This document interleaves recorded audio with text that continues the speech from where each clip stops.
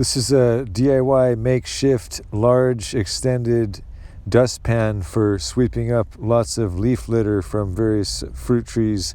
And so what I'm doing is I use tin snips to cut out part of the back of a truck bed, the plastic liner, and now I cut with tin snips the edges of them and bent them up, and I'm using wire to secure them together, screwing the handle to the back of it with the reinforcement bar there.